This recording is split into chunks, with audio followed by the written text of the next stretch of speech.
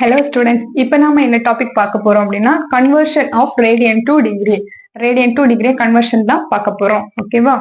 So அதுக்கு ஒரு formula இருக்கு. அதுக்கு முன்னாடி 1 டிகிரி இஸ் ஈக்குவல் டு எவ்வளோனா 60 மினிட். ஓகேவா? 60 மினிட். ஸோ இதை எப்படி ரீட் பண்ணணும்னா டிகிரி, இது வந்து minute. Likewise 1 minute is equal to 60 second. So மேலே ஒரு டேஷ்னா என்னது மினிட், டபுள் டேஷ்னா செகண்ட். ஓகேவா? இது தெரிஞ்சு வச்சுக்கோங்க.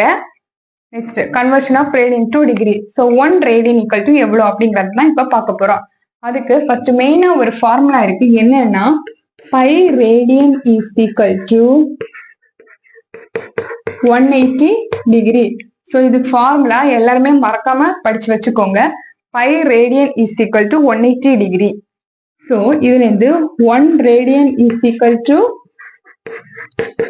180 degree by pi. So, pi ஓட வேல்யூ என்னது? pi is equal to 22 by 7.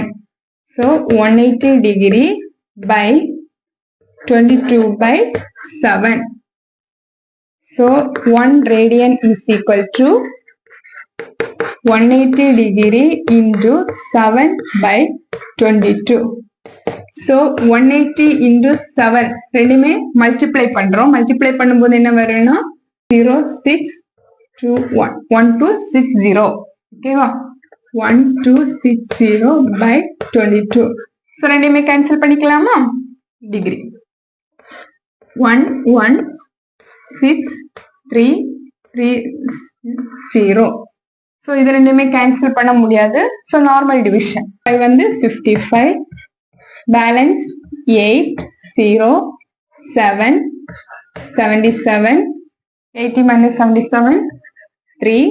So 0.02, 11 into 2, 22, 8, next ஒரு 0, 7, 77, திரும்பவும் 3, இந்த மாதிரி போயிட்டே இருக்கும்.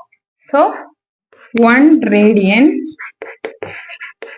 இஸ் ஈக்குவல் டு எவ்வளவு கிடைச்சிருக்கு நமக்கு?